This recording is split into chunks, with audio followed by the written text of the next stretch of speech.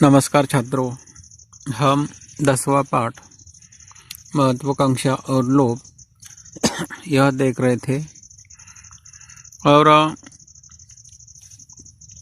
उस मछुआ और मछली की कहानी के बाद लेखक उस पर विचार विनिमय करते हैं और उस कहानी में, उस घटना में उनकी महत्वाकांक्षाओं में दोष किसका है, दोष किसका नहीं है, इस पर लेखक हमारे साथ बातचीत करते हैं। अब मछली ने जो किया था वह एकदम अपने दैवी स्वभाव के विरुद्ध काम किया था। वह उस मछुए का उपकार भी भूलती है, उसका उपकार उस पर वह दया भी नहीं करती है और राजा बनने के बाद एकदम उसे वह भिक्षुक बना देती है। और इस तरह लेखक कहते हैं उसका वह काम योग्य नहीं है। और लेखक कहते हैं यदि मैं मछुआ होता तो उससे कहता, देवी, मैंने जब तुम्हें जल में छोड़ा था तब मैंने यह नहीं सोचा था कि तुम मुझे राजा बनाओगी। मछली पर उस मछुए के उपकार थे। जब वह छोटे थे तब उसे मछली को उन्होंने बचाया था। मैंने तो वह काम निस्वार्थ भाव से किया था। कोई स्वार्थी विचार उस मछुए का नहीं था। अपनी स्त्री के कहने पर तुमको देवी समझकर मैंने याचना की। मेरी पत्नी की बात मानकर मैंने तुम्हें देवी समझाया और तुम्हारे सामने विनती की, याचना की। तुमने भी याचना स्वीकृत की, पर तुमने क्या मेरी स्त्री के हृदय में अभिलाषा नहीं पैदा कर दी? यह भी एक प्रश्न है कि हमारे आने का 2-4 इच्छाएं तुमने पूरी की थी और उसके कारण मेरी पत्नी के मन में ज़्यादा अभिलाषा निर्माण हुई, ज़्यादा महत्वाकांक्षाओं का निर्माण हुआ था। क्या तुमने उसके मन में यह आशा नहीं जगा दी कि तुम उसके लिए सब कुछ कर सकती हो? यह भी लेखक कहते, यह भी हमारे सामने प्रश्न है। यह प्रश्न निर्माण होता है कि ज़्यादा अभिलाषा मन में निर्माण होने के कारण हमारे लिए तो सब कुछ कर सकती है। वह तो पहले अपनी स्थिति में संतुष्ट थी। हम हमारे झोपड़े में रहते थे, कोई महत्वाकांक्षा हमारे मन में नहीं थी और इस तरह हम हमारी स्थिति में, मेरी पत्नी उसकी स्थिति में संतुष्ट थी। तुम्हारे ही कारण उसके मन में आई कई अभिलाषा उत्पन्न हुई। तो तुम्हारे कारण यानी मछली के कारण मेरे पत्नी के मन में अनेक अभिलाषाएं उत्पन्न हुई और उसके कारण वह एक एक अभिलाषा मांगती रहती है, एक एक लोभ उसके मन में उत्पन्न होता है। तुमने उनको भी पूर्ण किया और हमारी पत्नी, मेरी पत्नी की जो अभिलाषाएं थी वो एक एक अभिलाषाएं तुमने भी पूर्ण की। उसे तुम्हारी शक्ति पर विश्वास हो गया था। मेरी पत्नी का तुम्हारी दैवी शक्ति पर विश्वास हो गया था और उसके कारण वह एक एक अभिलाषा व्यक्त करती गई। तभी तो उसने ऐसी इच्छा प्रकट कर दी जो तुम्हारे लिए असंभव थी और अंत में जो उसकी अभिलाषा थी, इच्छा थी कि सारे सूर्य चंद्र तारे उसके हाथ में आने चाहिए, सारे संसार पर उसका अधिकार होना चाहिए, यह अभिलाषा तुम्हारे लिए असंभव थी। तुम्हारे शक्ति की वह बाहर थी। तुमने जो कुछ दिया उस सबको इसी एक अपराध के कारण कैसे ले लिया? यह भी एक प्रश्न है। जितना उस मछली ने दिया था, दैवी शक्ति के आधार पर उसने जो दिया था वह सारा वो वापस लेती है। तो लेखक कहते हैं कि तुमने वह ऐसा कैसे किया? अमीर बनने के बाद, कोई व्यक्ति को राजा बनने के बाद एकदम तो भिखारी तुमने बना दिया, यह भी उचित नहीं है। तुम्हें मेरे और मेरी स्थिति पर विचार कर काम करना चाहिए था। उस मछुए की हालत क्या है, उसकी स्थिति क्या है, और उसे राजा बनने के बाद, इतना बड़ा व्यक्ति बनने के बाद एकदम भिखारी बना देना, ऐसा इसके बारे में तुम्हें सब सोचना चाहिए था। तुम भले देवी हो पर तुम में त्याग नहीं है। तो लेखक कहते हैं, मछुआ उस मछली से बोलता है, मछली से कहता है, तुम भले ही देवी हो सकती है परंतु तुम में त्याग की भावना नहीं है। तुम सब कुछ त्याग नहीं कर सकती है, दूसरों के लिए त्याग नहीं कर सकती है, तुम्हारे अंदर प्रेम नहीं है, उपकार की भावना नहीं है, उपकार की परोपकार की भावना नहीं है, और इस तरह दूसरों का उपकार भी तू भूल गई थी। इस तरह उसे एक बार उस मछुए ने मछली को बचाया था।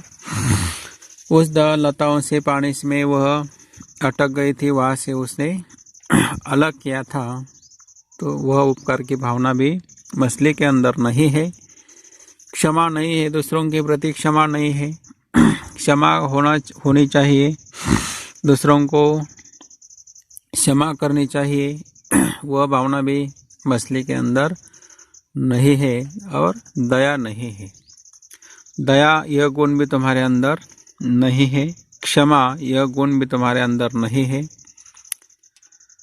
उस मछुए के प्रति वह दया भी नहीं दिखाती है, क्षमा भी नहीं करती है, उपकार की भावना भी नहीं है।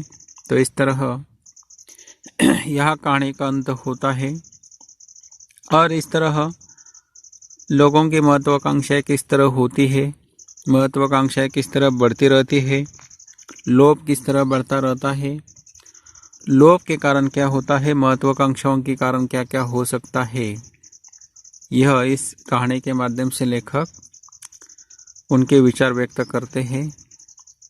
और इस तरह महत्वाकांक्षा, अति महत्वाकांक्षा ठीक नहीं है। जो हमारे पास होता है उसके प्रति हम उसे महत्व नहीं देते हैं, और जो हमारे पास नहीं है उसके पीछे हम लगे रहते हैं। तो ऐसा नहीं होना चाहिए। तो इसके बारे में लेखक उनके विचार इस कहानी में व्यक्त करते हैं। अब इस कहानी का जो स्वाध्याय है, कहानी के जो प्रश्न उत्तर है, वे हम देखेंगे। आकलन हेतु प्रश्न है। पहला प्रश्न, मछुआ मछली की दिनचर्या। 4 घटक के लिए यह प्रश्न है। संजाल पूर्ण कीजिए, इसके लिए यह प्रश्न है। 4 आकृतियों में उसका उत्तर लिखना होगा। मछुआ मछली की दिनचर्या किस तरह होती है, दिन भर वे किस तरह काम करते हैं। तो पहला उत्तर है, मछुआ दिन भर मछलियां पकड़ता। दूसरा उत्तर है, मछली दिन भर दूसरा काम करती। तीसरा उत्तर है, तब के रात में वे लोग खाने के लिए पाते हैं। चौथा उत्तर है, वे वर्तमान में व्यस्त रहते थे। इस तरह आकृति में आपको उत्तर लिखना है और आकृति आपको पूर्ण करनी है। अब दूसरा प्रश्न है, मछुआ मछली की कहानी का अंत। मछुआ और मछली की कहानी का अंत कैसे होता है, उसका थोड़े में उत्तर आपको लिखना है। 4-5 पंक्तियों में उसका उत्तर लिखना है। 2 अंक के लिए प्रश्न आएगा। तो उसका उत्तर इस तरह है, मछुआ ने पति की इच्छा के विरुद्ध एक बार फिर उसे मछली के पास भेजा। इस इच्छा के साथ कि सूर्य, चंद्र, मेघ आदि सभी मेरी आज्ञा माने। यह उसकी जो महत्वाकांक्षा थी उसे पूरा करने के लिए वह अपने पति को मछली के पास भेजती है। और ऐसा सुनकर मछली रुष्ट हो गई और बोली, जा जा अपनी उसी झोपड़ी में रहो। मछुआ और मछली दोनों फिर अपनी टूटी फूटी झोपड़ी में रहने लगे। यही कहानी का अंत हुआ। इस तरह इस प्रश्न का उत्तर है। तीसरा प्रश्न ई, लेखक द्वारा बताई गई मनुष्य स्वभाव की विशेषताएं। यह तीसरा प्रश्न है, मनुष्य स्वभाव की विशेषताएं कौन सी है।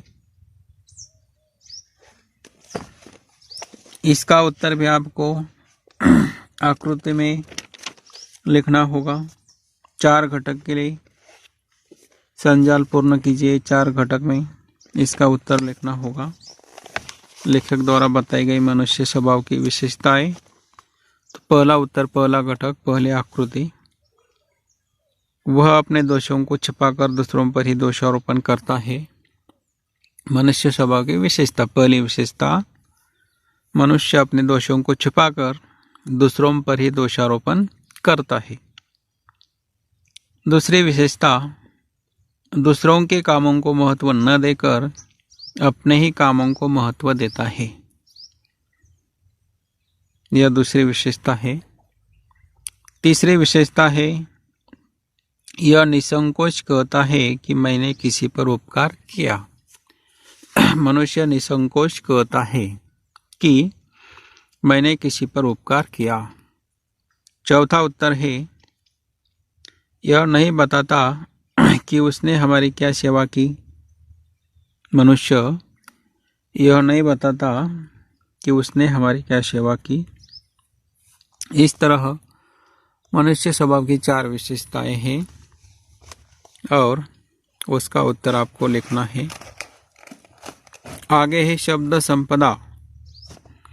दूसरा प्रश्न, शब्द संपदा। आपके सामने किताब में आप देख सकते हैं। निम्नलिखित शब्दों के लिए उचित शब्द समूह का चयन कीजिए। उदाहरणार्थ अभक्ष यह शब्द है, उसके लिए उचित योग्य शब्द समूह का चयन आपको करना है। शब्द समूह यानी जिस तरह एक शब्द के लिए अनेक शब्द, इस तरह का यह प्रश्न है। पहला शब्द है अभक्ष, उसका अर्थ है जो खाने के अयोग्य हो। इस तरह उत्तर है, जो खाने के अयोग्य हो। अभक्ष यानी जो खाने के अयोग्य हो। अभक्ष एक शब्द है और उसके लिए उत्तर अनेक शब्द में जो खाने के अयोग्य हो। दूसरा है अदृश्य, उसका अर्थ है जो दिखाई नहीं देता। 3 अजय, जिसे जीता न जा सके। 4 शोषित, जिसका शोषण किया गया है। 5 कृशकाय, उसका उत्तर है जो बहुत दुबला पतला हो। 6 सर्वज्ञ, उसका अर्थ है जो सब कुछ जानता हो। 7 समदर्शी, जो सबको समान दृष्टि से देखता है। 8 मितभाषी, जो कम बोलता है। इस तरह उत्तर है। आगे का प्रश्न है, अभिव्यक्ति के अंदर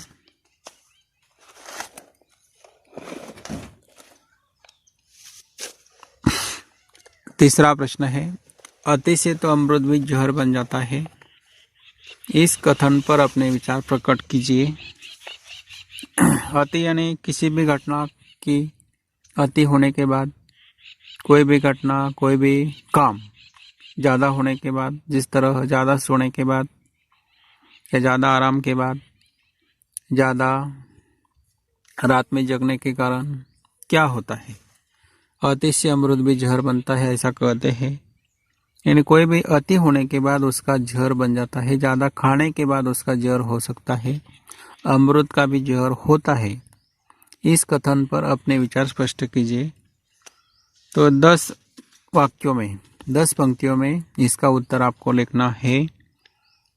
आपको क्या लगता है, अति से तो अमृत भी जहर बन जाता है, इस वाक्य पर, इस कहावत पर आपके विचार क्या है, उसको आपको लिखने हैं उत्तर। दूसरा प्रश्न है, महत्वाकांक्षाओं का कभी अंत नहीं होता। इस वास्तविकता को अपने शब्दों में स्पष्ट कीजिए। महत्वाकांक्षाओं का अंत कभी नहीं होता। महत्वाकांक्षाएं बढ़ती ही रहती है, लोभ बढ़ता ही रहता है, अनेक महत्वाकांक्षाएं हमारी मन में आती रहती है और उसका अंत कभी नहीं होता। एक के बाद एक महत्वाकांक्षाएं आती रहती है मन में। इस वास्तविकता को अपने शब्दों में स्पष्ट कीजिए। तो यह जो वास्तविकता है, यह जो सच्चाई है, उसको अपने शब्द में 10 पंक्तियों में उत्तर लिखना है। आगे है पाठ पर आधारित लघुत्तरी प्रश्न है। उसका उत्तर भी 7-8 पंक्तियों में आपको लिखना है। 3 प्रश्न के लिए 3 अंकों के लिए प्रश्न आएगा। पहला है प्रस्तुत निबंध में निहित मानवीय भावों से संबंधित विचार लिखिए। प्रस्तुत निबंध में निहित मानवीय भावों से संबंधित विचार लिखिए। मानवीय भाव जिस तरह होते हैं, संतोष, उपकार, कृतज्ञता, दया आदि, इस तरह इसके संबंधित विचार उत्तर आपको लिखना है। दूसरा प्रश्न है पाठ के आधार पर कृतज्ञता, असंतोष के संबंध में लेखक की धारणा के लिखिए। कृतज्ञता तो यह एक दैवी गुण होता है। कृतज्ञता क्या होता है, हमें किस तरह कृतज्ञ रहना चाहिए। कृतज्ञ ने दूसरों की उपकार के प्रति उपकार का महत्व रखना, दूसरों का उपकार मानना, इस तरह। और असंतोष, जिस तरह मनुष्य का जो अवगुण होता है,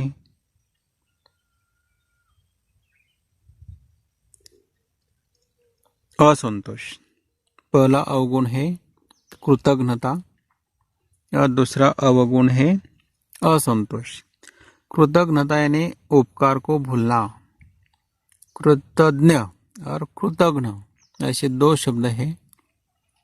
कृतज्ञ यानी उपकार को न भूलना और कृतज्ञ यानी उपकार को भूलना। कृतज्ञ यह एक दैवीय गुण है, अच्छा गुण है, और कृतज्ञ यह अवगुण है, बुरा गुण है। कृतज्ञता यह भी एक अवगुण है, असंतोष यह भी अवगुण है। उसके बारे में लेखक क्या बताना चाहते हैं, लेखक के विचार क्या है, लेखक की धारणा क्या है, इस तरह उत्तर आपको लिखना है। असंतोष यानी कभी भी संतुष्ट न होना, हमेशा हमारे लोभ बढ़ते रहना, महत्वाकांक्षाएं बढ़ती रहना। आगे 5वां प्रश्न है साहित्य संबंधी सामान्य ज्ञान। पहला प्रश्न है पद्मलाल पुन्नालाल बख्शी जी के निबंधों की प्रमुख विशेषताएं। लेखक ने जो निबंध लेखन किया है, निबंधों का निर्माण किया है, उनकी विशेषताएं पहले पाठ परिचय में दी गई है। जैसे उत्तर है 1, पहली विशेषता है नाटकों जैसी रमणीयता। उनके निबंध कैसे है, नाटकों की तरह रमणीय है। 2, कहानी जैसी मनोरंजकता और प्रासंगिकता। दूसरी विशेषता है कहानी की तरह मनोरंजक उनके निबंध है और प्रासंगिक है। इस तरह उत्तर आपको लिखना है। दूसरा प्रश्न है अन्य निबंधकारों के नाम, यानी लेखक के साथ अन्य भी अनेक निबंधों के निर्माण करने वाले, निबंध लिखने वाले लेखक हैं, उनके नाम है पाठ परिचय में दिया है। पहला नाम है भारतेंदु हरिश्चंद्र, दूसरा महावीर प्रसाद द्विवेदी, 3 आचार्य रामचंद्र शुक्ल, 4 बालकृष्ण भट्ट, 5 आचार्य प्रताप नारायण मिश्र, 6 आचार्य हजारी प्रसाद द्विवेदी, 7 महादेवी वर्मा, 8 कन्हैयालाल मिश्र प्रभाकर, 9 विद्यानिवास मिश्र। इस तरह निबंधकारों के नाम है। छठा प्रश्न है, दी गई शब्द पहेली से सुप्रसिद्ध रचनाकारों के नाम ढूंढकर उनकी सूची तैयार कीजिए। इस कोड़े में या इस पहेली में सुप्रसिद्ध प्रसिद्ध लेखकों के नाम दिए हैं, रचनाकार यानी लेखक, तो उनकी सूची, उनके नाम लिखने हैं। इस तरह यह दिखाई देते हैं नाम, महावीर प्रसाद, महादेवी वर्मा, मीरा, कमलेश्वर, प्रेमचंद, ऐसे सुभद्रा कुमारी, सूर्यबाला, नीरज, पंत, सूरदास, रंगे राघव, ऐसे आदि, प्रसाद आदि लेखकों के नाम है इस पहेले में। तो ऐसे उनके सिर्फ नाम आपको लिखने हैं। इस तरह पूरा स्वाध्याय आपको नोटबुक में लिखना है और वह स्कूल शुरू होने के बाद, स्कूल शुरू होने पर वह आपको आपके साथ लेकर आना है। इस तरह स्वाध्याय पूरा होने के बाद, स्वाध्याय लिखने के बाद वह कहानी आपको समझ में आएगी और पूरी कहानी को आपको पढ़ना है। यहाँ तक जो हमने पढ़ाया है उसकी पढ़ाई आपको शुरू रखनी है और आने वाले समय में आपकी घटक चाशनी, आपकी प्रथम सत्र परीक्षा होगी, उसकी तैयारी आपको करनी है और पूरा व्याकरण भी आपको देखना है, जितना पढ़ाया है वह व्याकरण। और जो 11वीं कक्षा के लिए व्याकरण है वही व्याकरण, बहुत सा व्याकरण 12वीं कक्षा में भी है, तो व्याकरण भी महत्वपूर्ण है। और इस तरह हिंदी भाषा विषय आपके लिए महत्वपूर्ण है। बहुत सारे अंक आप प्राप्त कर सकते हैं, बहुत सारी पढ़ाई, सारे पाठ कविताएं आसान है और 12वीं कक्षा को ध्यान में रखकर आपको पढ़ाई करनी है। व्याकरण भी ज़्यादा कोई कठिन नहीं है और इस विषय में आपको बहुत ज़्यादा अंक मिल सकते हैं। 90, 95, 100 तक अंक आपको मिल सकते हैं। सिर्फ आपको पढ़ाई करनी है, ज़्यादा से ज़्यादा वाचन करना है, ज़्यादा से ज़्यादा स्वाध्याय आपको देखना है, उस पर विचार करना है, लिखना है और उसके बाद बहुत सारे अंक आपको मिल सकते हैं। और इस तरह आज यह हम रुकते हैं। इस कहानी का अंत यह होता है। अगले वीडियो में कल हम दूसरी कहानी देखने वाले हैं या दूसरा टॉपिक देखने वाले हैं। धन्यवाद।